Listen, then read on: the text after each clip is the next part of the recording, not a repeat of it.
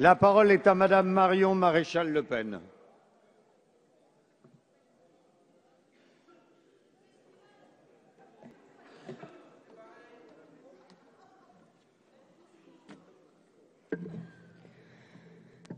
Monsieur le Président, Madame le Ministre, chers collègues, permettez-moi de m'émanciper du débat de fond technique largement développé ces dernières semaines pour m'intéresser un petit peu à ce qui s'est passé hors de ces murs et qui n'en est pas moins instructif. Votre gouvernement a utilisé les méthodes les plus contestables, pour ne pas dire inquiétantes, pour minimiser et briser la vaste mobilisation populaire contre le mariage et l'adoption homosexuelle. Publication de chiffres falsifiés, propagande antifasciste, répression lors de manifestations et prisonniers politiques. Je pèse mes mots. Je pèse mes mots.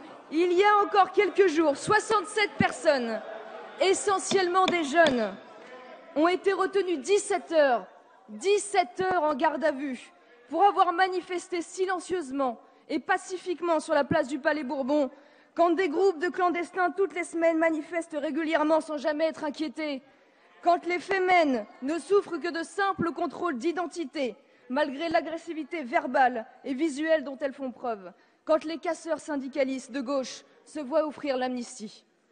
Je rapporte les multiples témoignages de manifestants avoir vu des policiers en civil ayant ordre de provoquer des bagarres au sein des rassemblements pour créer le dérapage. J'invente? Petit rappel, le 29 octobre 2010, vos amis de Mediapart écrivaient « L'infiltration de nombreux policiers dans les manifestations actuelles en civil et parfois déguisés en syndicalistes est un fait. Comme quoi les bonnes vieilles méthodes ont la vie dure au-delà des partis. Vous usez sciemment de la stratégie de la tension, le but étant que l'opinion publique se retourne contre les manifestants. Mais tout ce que vous allez réussir à provoquer avec vos barbouzes, c'est un désastre dont vous porterez seul la responsabilité. Le ministre de l'Intérieur, M. Valls, peut se prendre pour Jules Mock. S'il vous plaît, allez. Nous faire le remake des grèves insurrectionnelles de 47 dans sa cuisine, il n'en demeure pas moins que vous vous trompez de combat et d'époque. Pour décrédibiliser l'adversaire et briser la contestation, vous parlez de fascisme, d'extrême droite, de radicalisation, de violence, d'homophobie. Mais enfin, de quoi parle-t-on? De qui parlez-vous? De foules immenses, composées de familles qui chaque fois ont manifesté pacifiquement dans la rue, sans rien dégrader, de rassemblements spontanés où sont scandés des slogans bon enfant, de camping, de pique-nique, d'affiches symboliquement collées sur les vitrines du local de l'inter-LGBT, interlocuteur privilégié du gouvernement dans le cadre de l'élaboration du projet de loi. Est-ce donc cela, les monstrueux actes homophobes dont vous parlez? Je ne rentrerai pas dans ce jeu et je ne me désolidariserai pas de ce mouvement, car je sais trop combien la vocation des bons sentiments, de l'émotion et de la lutte contre les extrêmes cache l'inquiétude des gouvernements et leur morne argument politique face aux revendications du peuple. Vous qui dénoncez sans cesse l'amalgame, vous vous y prêtez de façon grossière, en vous focalisant sur la participation épisodique de groupuscules dérisoires, ne représentant rien ni personne, et que tout le monde s'accorde à dénoncer. Vous sembliez plus condescendant à l'égard de la manifestation des syndicalistes et des salariés de Goodyear, pourtant la plus violente connue depuis plusieurs années selon les mots mêmes de la préfecture de police.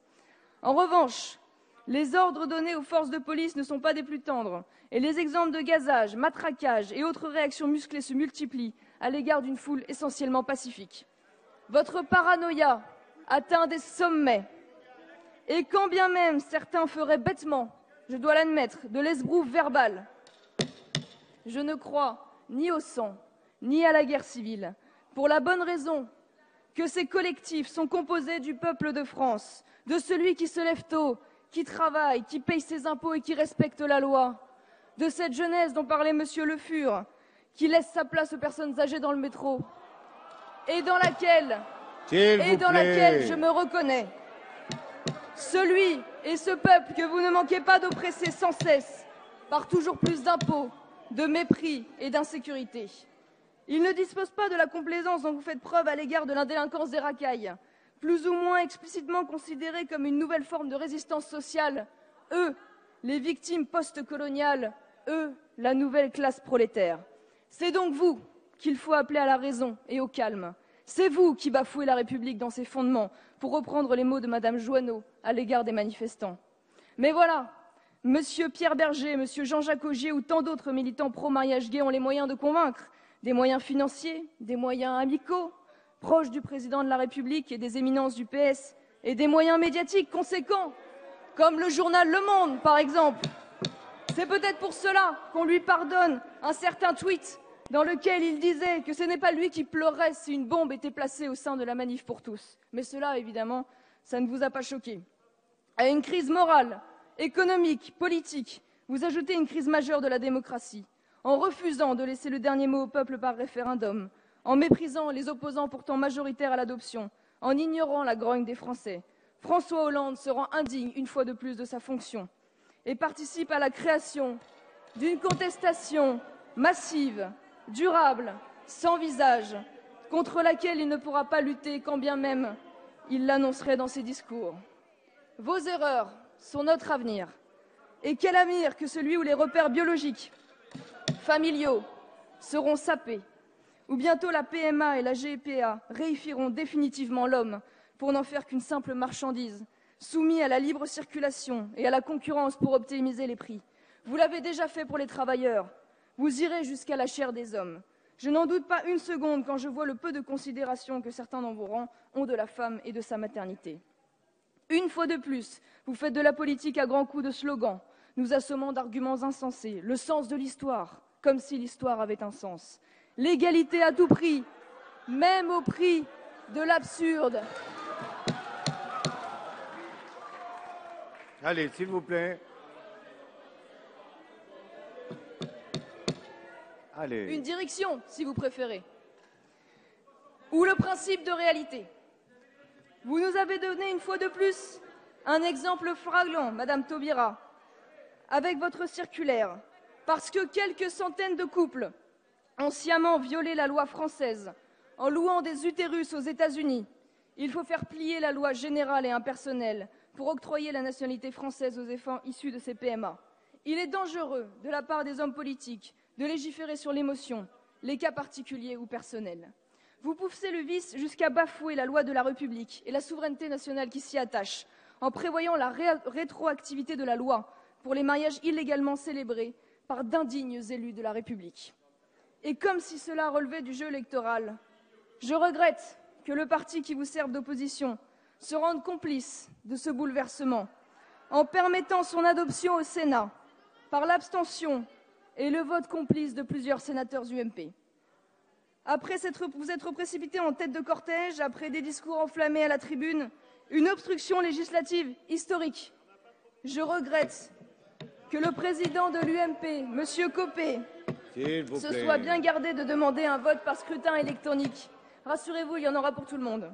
Un vote par scrutin électronique, comme je suis bien l'importance du texte. Collègues. Si véritablement ce combat ne relevait pas d'un simple positionnement politique, messieurs et mesdames, s'il ne servait pas seulement à raviver un clivage UMP-PS dépassé, si la défense de la famille est sincèrement fondatrice aux yeux de l'UMP, alors ces sénateurs devraient au minimum se voir retirer le soutien de leur parti aux prochaines élections, par souci de cohérence et d'éthique. En définitive, je sais que la majorité aura au bout de son entêtement pour satisfaire la minorité d'une minorité. Vous entendez marquer le quinquennat avec ce que vous pensez être une conquête sociale. Je reconnais en cela que vous restez fidèle au projet inscrit par M. Mitterrand dans le programme commun de la gauche il y a 40 ans. Prendre le pouvoir, mais aussi, et surtout, rendre l'expérience socialiste irréversible. Les taux de TVA peuvent se changer au gré des lois de finances, pas les révolutions sociétales. Je salue en cela l'engagement de Marine Le Pen d'abroger cette loi une fois au pouvoir. Oh, ça pourrait arriver plus vite que prévu. Je retiendrai donc autre chose de ce débat. Le fait d'avoir vu se mobiliser le peuple de France, ces hommes et ces femmes qui ne sont pas des associatifs professionnels de l'agitation, pas des militants d'extrême gauche habitués aux coups de poing ou au chantage catégoriel, mais des citoyens qui ont repris goût au combat politique. Cette France-là s'est réveillée, elle a pris conscience qu'elle peut aussi se mobiliser, se faire entendre, et surtout que la majorité qui en a assez d'être silencieuse, c'est elle. Les liens et les réseaux qui se sont formés, les perspectives qui se sont ouvertes, il ne faut pas les refermer et laisser à certains le monopole de la revendication politique. Je vous remercie. C'est vous qui, par vos abus, permettez cet espoir.